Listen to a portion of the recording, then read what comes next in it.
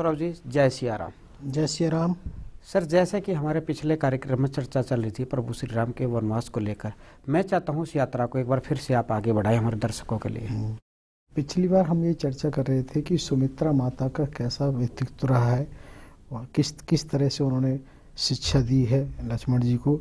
और यहाँ ये भी बड़ा महत्वपूर्ण है कि लक्ष्मण जी को ही एकमात्र सौमित्र कहा जाता है। सुमित्रा माता के नाम पर उनका नाम है, बाकी सबके जो नाम है वो कहीं उनसे नहीं जुड़े, लेकिन केवल लक्ष्मण जी को सौमित्र कहा जाता है क्योंकि जो सुमित्रा के पुत्र हैं सौमित्र हैं। तो उन्होंने किस तरह की शिक्षा दी हमने बताया, उनका व्यक्तित्व कैसा है, उन्होंने स्वीकृति दे दी है सहर्ष तरीके से। और जब लक्ष्मण जी को स्वीकृति दे दी है, उधर जानकी जी को पहले ही मिल चुकी है।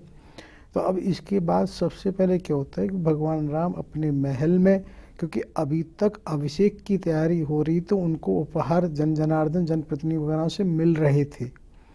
अब लेकिन 14 बरस को वनवास जाना है, तो उनके पास जो व्यवस्थाएं उन्हें कैसे करना है, क्योंकि उन्होंने देखा कि जो उनकी गौशालाएँ, गौशालाएँ, अश्वशाला हैं वो ऐसे नहीं है, तो उन्होंने उनको सबको दान करना शुरू कर दिया। उन्होंने महर्षि वशिष्ठ के जो मुख्य शिष्य हैं सुयज्ञ, वैसे ये भी कहीं आता है उनके पुत्र हैं, उनको बुलाया है, उनको काफ़ी दान दिया। उनको इसलिए भी बुलाया है कि उनकी पत्नी के हिसाब से जो माता जानकी के बहुत सारे आभूषण वगैरह हैं उनको किसी महिला को ही दान देना है। क्योंकि यहाँ ये भी है कि जो उनकी अश्वशाला गौशाला हैं सभी को दान के हिसाब से उसको करते हैं। लेकिन ऐसा भी एक प्रसंग आता है कि वहाँ एक त्रिजट नाम का ब्राह्मण आता, बड़ा गरीब है, बड़ा वो अपने को ये कहता है कि महाराज मैं असंयम के कारण बहुत सारे संतानों का पिता बन चुका हूँ और मैं इसी तरह से कहीं जाता नहीं, कहीं कुछ करता नहीं हूँ। लेकिन मेरी पत्नी के आग्रह पर उसने कहा है कि तुम्हें राम के पास जाना चाहिए, इसलिए मैं तुम्हारी शरण में और उसमें आया हूँ। तो उसको वहाँ देखकर सबको बड़ा ये लगता है, अरे ऐसा कैसे, बताओ ये ब्राह्मण इतना इस स्थिति में ऐसे कैसे है। तो भगवान को तो करुणा में दया में है ही है, उनको तो दया आनी स्वाभाविक है। तो वो उससे एक बात ये कहते हैं कि भाई तुम्हें क्या चाहिए, तो वो खुद ही कहता है मुझे एक गौ की याचना है, मुझे एक गौ प्रदान करो। भगवान राम उससे कहते हैं एक गौ हम तुम्हें नहीं देंगे, तुम एक काम करो, जो तुम पे लुकटी या एक डंडा सा होता है इसको जितनी दूर तक तुम फेंक दोगे, वो वहाँ पर गौशाला में और वहाँ ले जाते हैं, उसके वह जहाँ तक तुम्हारा ये डंडा जाएगा वहाँ तक की गाय के बछड़ियाँ जो सब तुम्हारे होंगे, वो वहाँ पूरी ताकत से फेंकता है। और जब वो फेंक देता है तो जहाँ तक जाती है वो उसे दे देते हैं। और ये भगवान की करुणा में दया में लीला देखिए, वो ऐसा क्यों करते हैं, क्योंकि वो उससे एक बात ये कहते हैं कि भाई ये जो सब कुछ तुमने किया है ये तुम्हारा श्रम हो गया, तुमने लुकटी फेंकी उसके बदले तुम्हें मिला है।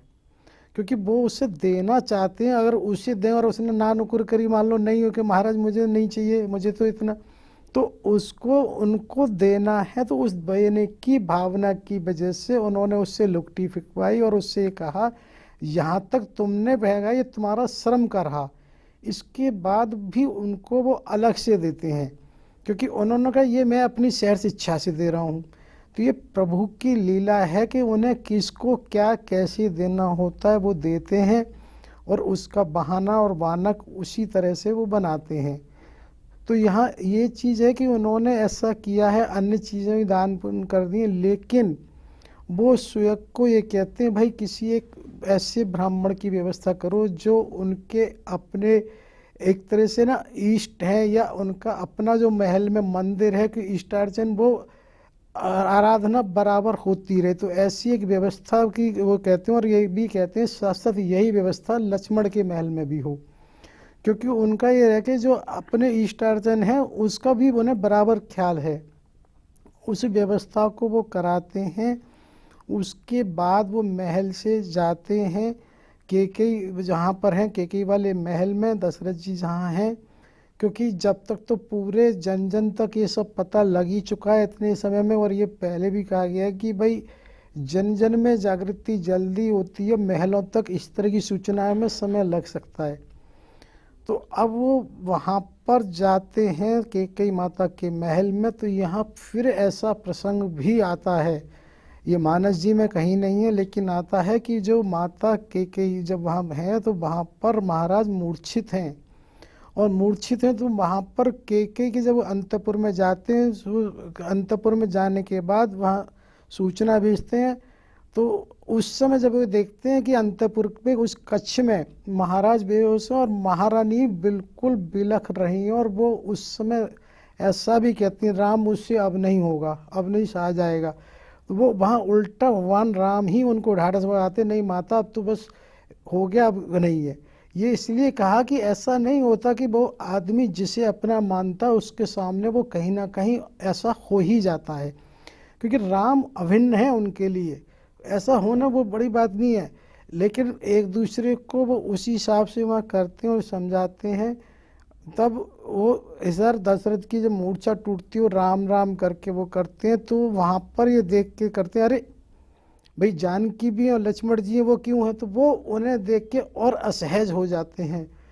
तो वहाँ निश्चित रूप से ये स्वाभाविक सी बात है कि इसको नहीं है, और महाराज दशरथ ने उस समय फिर ये भी बात आती है कि उन्होंने रानियों को दोनों को, सुमित्रा और उनको कौशल्या को वहाँ बुलवाया है, वहाँ दोनों रानियाँ आती हैं, और उसी समय फिर ये आता है कि भाई निश्चित रूप से वातावरण ऐसा है कि अगर अब जब जाना ही तो जितना जल्दी जा सके तो वातावरण सहज हो सके, तो उस समय वहाँ वल्कल वस्त्रों की बात आती है, क्योंकि वल्कर मतलब एक तरह से वन में जाने वाले जो वस्त्र मुनि वेश का या उसकी तरह के वेश हैं। तो यहाँ ऐसा भी प्रसंग आता है कि वो जब वस्त्र दिए जाते हैं तो राम भगवान वहाँ बढ़कर जब उन वस्त्रों को पहन रहे होते तो स्वाभाविक है सबकी आंखों में आंसू आ ही जाएंगे। तो वैसे ही भगवान के जाने की वेदना है और उसमें भी इस तरह की वातावरण है। तो ये आता है कि राम और लक्ष्मण ने तो वो वस्त्र धारण किए हैं, लेकिन जब माता सीता का बात आता है तो वो संकोच में पड़ जाती है कि कैसे, क्योंकि एक वो पुरुष हैं तो वो तो वहाँ वस्त्र वहाँ ऐसे धारण कर लेंगे। तो माता सीता की उस समय वो कहीं कुछ इस दृष्टि से देखती हैं, प्रभु बताओ कैसे क्या करना है। हालांकि ये संक्षिप्त में कि वहाँ पर काफ़ी इसका विरोध होता है कि आखिर जो राम वनवास मांगा गया केवल राम को हो गया, ऐसा क्यों सीता करेंगी, इनके लिए क्या आवश्यकता है।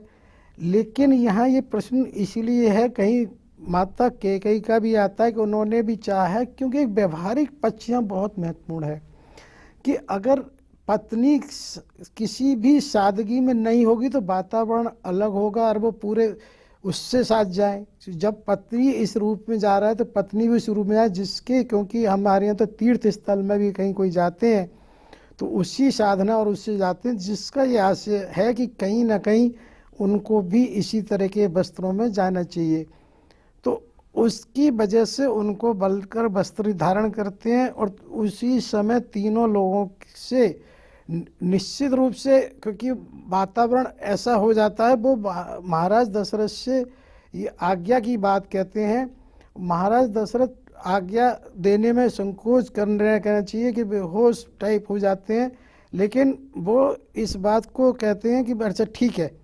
सर मैं यहाँ पर थोड़ा पीछे जाना चाहूँगा कि आपने एक बार पहले ही बताया था कि राम जी को जो राजसी वस्त्र त्याग कर वनवासी वस्त्र पहनने हैं, जो उसके पीछे एक रहस्य था, यानी कि जब वो वनवास में जा रहे हैं तो वहाँ आम जनमानस से न सिर्फ मिले बल्कि उनसे अंदर की व्यवस्थाएं जाने, उनके भाव जाने। क्योंकि अगर राजसी वस्त्रों में रहेंगे तो कहते हैं ना कि जब पद होता तो कहीं ना कहीं मतलब उसके बीच में आता उतना मतलब घुल मिल नहीं पाते हैं। तो ये मतलब थोड़ा है आपसे जानना चाहता हूँ। ये इसलिए आवश्यक है कि पहले भी बहुत बार हुआ है कि जन जन से मिलने के लिए जितने आप सहज और जितने आम होंगे, और वहाँ तो आप वन में जा रहे हैं तो वनवासियों की तो वेशभूषा होती ही आज भी ऐसी है। अगर आप चित्रकूट वगैरह जाएंगे तो बहुत कम वस्त्रों में वहाँ के वनवासी रहते हैं। अगर आप राशि वसों में जाएंगे तो वो आपसे जुड़ ही नहीं पाएंगे, वो कहीं ना कहीं दूरी बनी रहेगी। और यहाँ इसी में मैं एक जोड़ना चाहता हूँ कि जिस समय ये वस्त्रों की बात होती है कि वहाँ पर जो सुमंत्र हैं वो बड़ी जोर से एकदम उससे कहते हैं कैकेयी, क्योंकि ये इसलिए महत्वपूर्ण है, कहाँ तो सुमंत जी ने कभी किसी सेवक से भी इस तरह का व्यवहार नहीं किया है, अब लेकिन वो वातावरण इस तरह का हो गया है कि वो कहते हैं तू ऐसी है, तूने पति का त्याग कर दिया, तू पति हत्यारणी है, और तू बहुत कुछ कहते हैं। जबकि वास्तविकता ये है कि उन्होंने पति का त्याग नहीं किया। महाराज दशरथ ने जिस समय उनको, जब वो मारने की कोशिश कर रहे थे, तब उन्होंने ये कहा कि मैं तेरा त्याग करता हूँ। उन्होंने बिल्कुल इस तरह से त्याग किया है कि वो कहते हैं जिस समय हमारे मंत्रों के द्वारा वो हुआ है, उस रानी को मैं त्याग करता हूँ, मेरे से तुम्हारे को कोई अधिकार नहीं होगा। और इससे अभी बाद में और करते हैं, क्योंकि ये भी चर्चा आती है कहीं कहीं राणा जी की, राम वन गमन चले जाते हैं तो वो बाकायदा राज्यसभा बुला के इसकी घोषणा करते हैं कि मैंने पत्नी का त्याग कर दिया, उससे किसी से वो नहीं रहेगा, और मेरे मरने के बाद उससे किसी भी तरह का वो स्पर्श नहीं करेगी। यानी कि मतलब एक चीज़ और आ रही है अभी, जैसे आपने सुमंत जी का प्रसंग बताया कि कई माने कितना से आया है, यानी कि रावण वध के लिए एक सुमंत, यानी कि उनके मंत्री कहो, सारथी कहो, जो भी कहो, मतलब उसकी भी सुनी, क्योंकि उनको कल्याण दिख रहा था, न कि खुद का अपमान। नहीं, यही तो महत्वपूर्ण है, उन्होंने कितना सहा है। मतलब आप ये देखिए, उसने सहा, जिसका सामान्य सदस्य है वो भी उनको सुना रहा है, वो चुपचाप सह रही है, क्योंकि उनको पता है मैंने किस लिए सहना है। उनका उद्देश्य बिल्कुल स्पष्ट है कि जहाँ वो ऐसी रानी जो मान प्रतिष्ठा के लिए कुछ भी कर रहे हैं, और उनके सामने कभी किसी ने मुंह ही नहीं खोला हो, आज इतना अपमान सिर्फ वो राम के लिए, कि उनका राम, मेरा राम, मेरे राम के लिए वो इतना कुछ करती हैं और सब सहती हैं। सुमंत ने भी इतना कुछ कहा है उस समय के कभी, क्योंकि वो वातावरण ऐसा हो जाता है। उसी की श्रृंखला में जब ये बात आती है, ये बात तो जब की है जब राम और लक्ष्मण को वो दे रही होती हैं बल के वस्त्र, और वहाँ वस्त्र इन्होंने इसलिए दिए कि एक मुनि वेश में, देखिए आप कहीं जाते हैं ना, पहाड़ों पे आप घूमने जाते हैं, अगर आप उस तरह के वातावरण जाते हैं तो आपका भाव अलग है।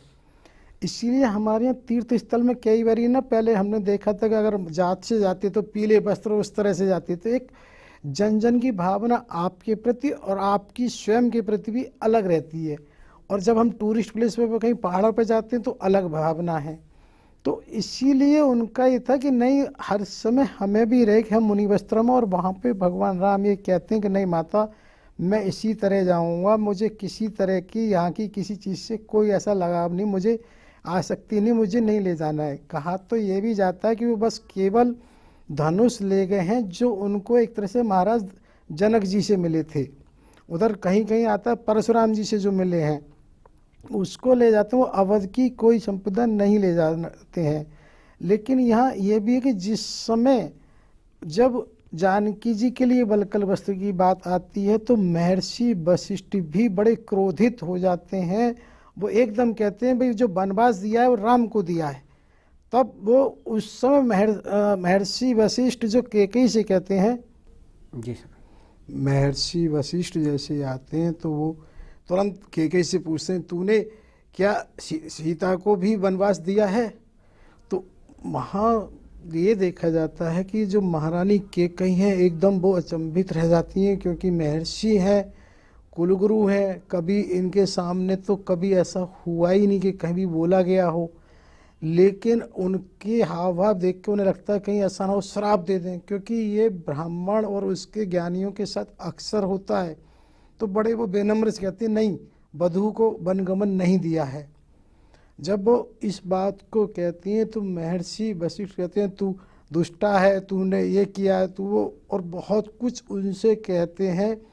और ये कहते हैं क्या तुम्हें ये लगता है ये जो राज है, राजपट क्या दशरथ का कोई अंगावरण है? मतलब एक तरह से उनका व्यक्तिगत अंग का हिस्सा नहीं है जिसे वो किसी को भी दे दें, ऐसा नहीं है। एक होती है ना व्यक्तिगत संपत्ति, ये राज तो इच्छाशु वंश से चला आ रहा है, जन जन का वो है, जो राज्यसभा का निर्णय होता है, ऐसा नहीं है। अगर तुमने इसको नहीं दिया जानकी तो लो ठीक है, मैं इस बात को कहता हूँ कि राम की अनुपस्थिति में आज तक कभी ऐसा नहीं हुआ, लेकिन उनकी पत्नी जानकी इसको संभालेंगी। अभी इक्ष्वाकु वंश में कोई महिला नहीं बैठी है, लेकिन मैं इस बात की घोषणा करता हूँ। तो वो इस बात को इसलिए कहा जा रहा है कितने आक्रोश में हैं और वो इतना कुछ कहते हैं। तो यहाँ देखिए माता कैकेयी की एक क्षमताओं से परे की क्षमता दिखाई देती है।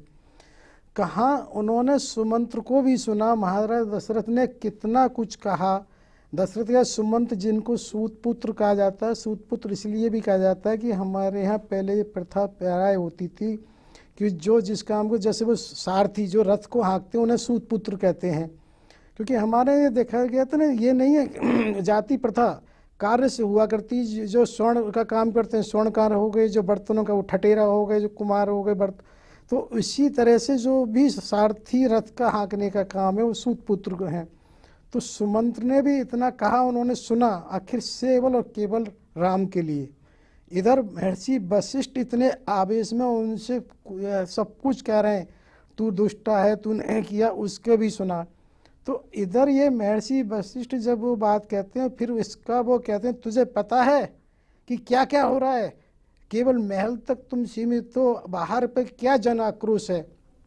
क्योंकि वास्तविकता तो ये हुई है, आप इसको ऐसे समझ सकते हो कि राम अभिषेक का निर्णय राज्यसभा के अंतर्गत हुआ था।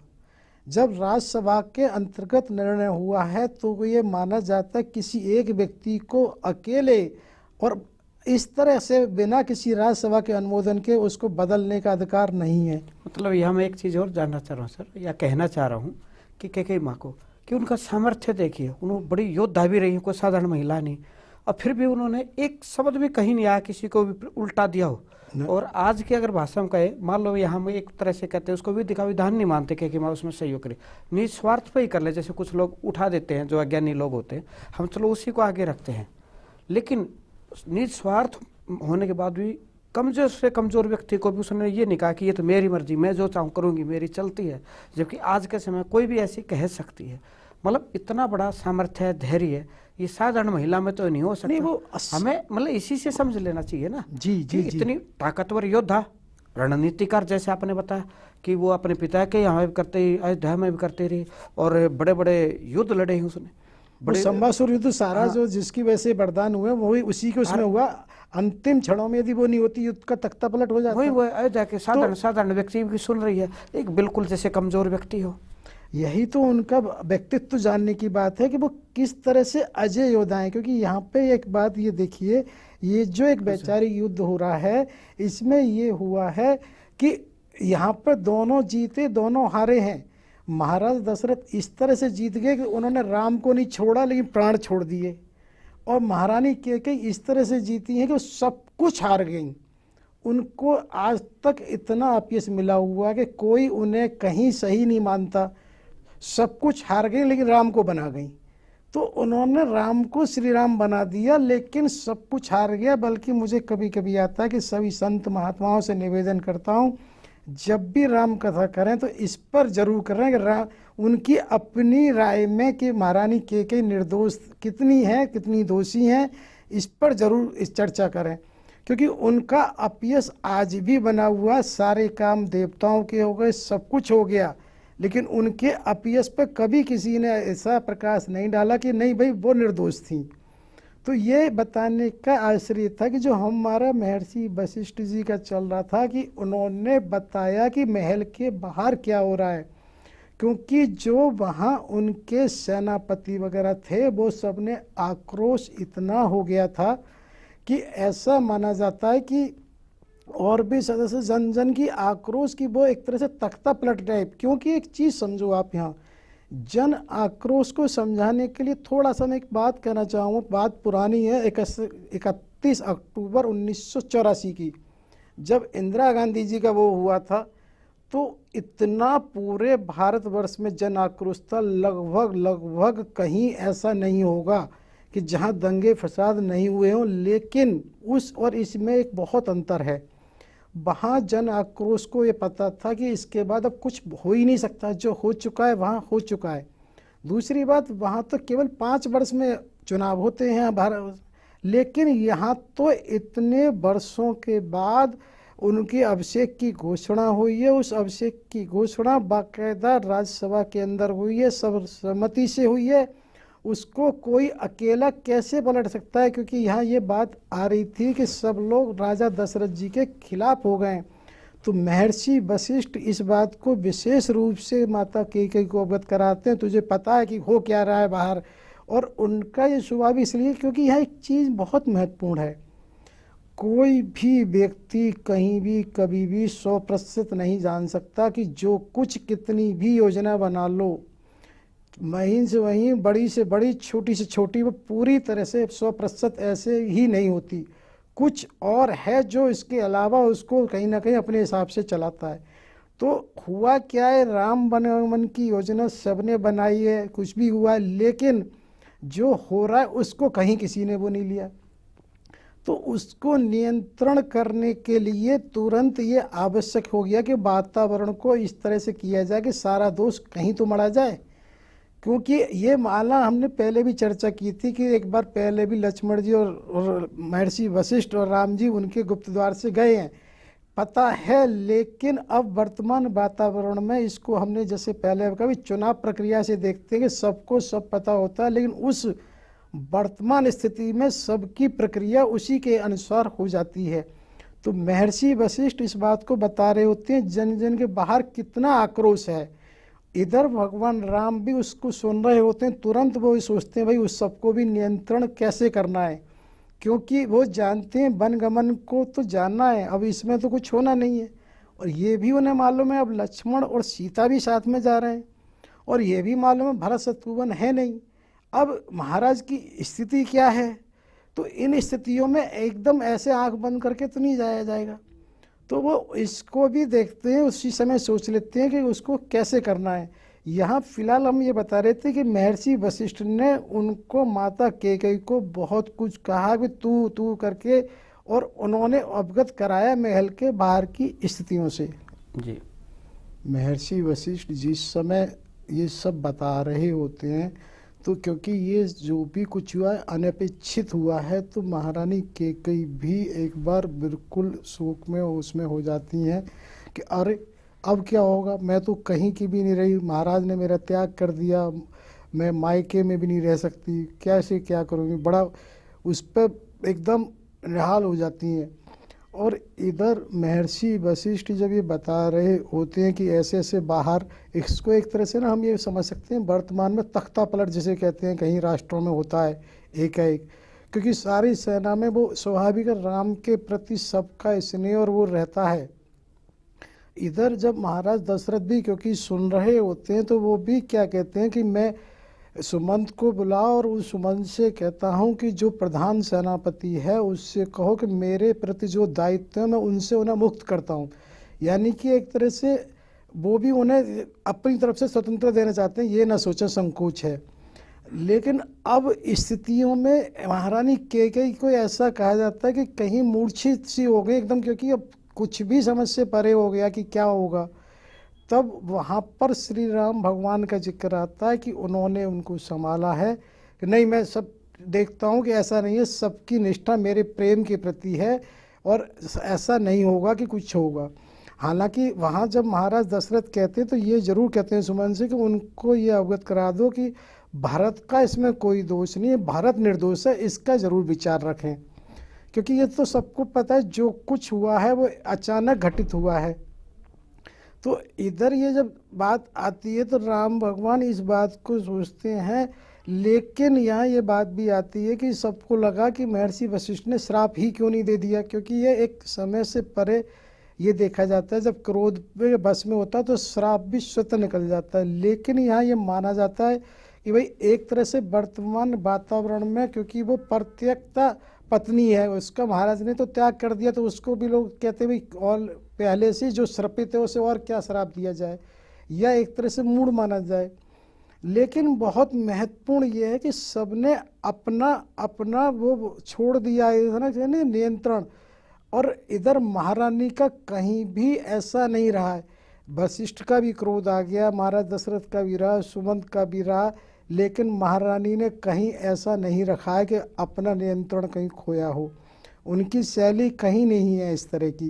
तो होता ये जब महर्षि वशिष्ठ ने ये देखा कि भी तो भगवान राम, अब उन्हें लगा कि इसमें ज़्यादा रुकना उचित नहीं है, वो वहाँ से चलने की अपने बाहर सबको प्रणाम करके चलते हैं, कहना चाहिए पदक्षिणा परिक्रमा करके, उसमें ये भी आता है माता कैकेयी की और दशरथ जी की वो आज्ञा लेके चलते हैं।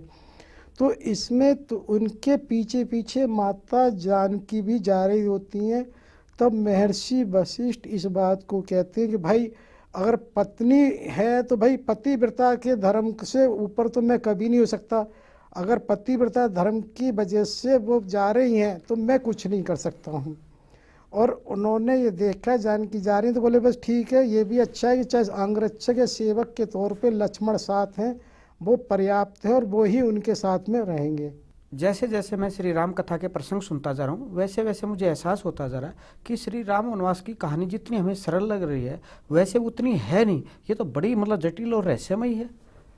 बिल्कुल ठीक कह रहे हैं आप। इसको ऐसे समझिए ना कि हमने कितनी बार इस बात को बार बार कहा है कि जब तक तो माता कैकेयी भी बच्ची थी तभी दुर्वासा ऋषि ने, और कितने उनके साथ ऐसे जोशी हुए जिन्होंने भविष्यवाणी करी तुम विशेष काम करोगे, युग परिवर्तन का काम करोगे। उधर बार बार ये आता है, परशुराम ने भी कहा था कि नहीं तुम्हें कुछ विशेष करना है, सबने उनको संकेत दिए हैं। मुदगल ऋषि का भी आता है। और तो और आप इस बात को ऐसे समझिए, जब राम भगवान का जन्म हुआ है तो उन्होंने विशेष रूप से इसकी खुशी जाहिर की थी इस बात पर कि जो हमारी ज्येष्ठा हैं उनका ज्येष्ठा बना रहा, क्योंकि बोली मैंने नारायण भगवान से यही बराबर विनती और मांगती रही थी कि उनके जिसका पुत्र पहले होगा एक तरह से वो बड़ा पुत्र होगा।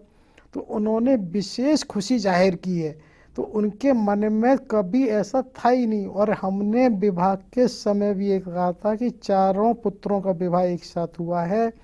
उनके पुत्र भरत की पत्नी माधवी को क्या मिला, मांडवी को, ये कहीं नहीं आता, लेकिन उसमें सीता की मुँह दिखाई में ये आता है कि उनका जो अपने लिए जो भवन बन रहा था, क्योंकि यहाँ ये महत्वपूर्ण इसलिए हो जाता है क्योंकि विवाह पहले से प्रायोजित तो हुआ नहीं है, तो वो महारानी कैकेयी के लिए महाराज दशरथ पहले से एक ऐसा महल बनवा रहे थे जिसको कि महाराज से उन्होंने स्वीकृति लेके उसमें और रद्दोबदल करा के सीता जी के हिसाब से तैयार कराया है, जिसको सीता की मुंह दिखाई में दिया है। अब आप ये देखो ना कि इन सब बातों से इसलिए जोड़ा जा रहा है कि उनका कितना लगाव था और किस तरह से उसी की प्रेम की वजह से उन्होंने कहीं वो नहीं रखी है। और अगर आपको स्मरण हो, जब हमने बताई थी एक यज्ञोपवीत संस्कार होता है, जिस यज्ञोपवीत संस्कार में ये होता है कि सभी बच्चे एक तरह से उसमें आ जाते हैं कि भाई हम उसमें संन्यास लेने जा रहे हैं, फिर उनको मनाया जाता है।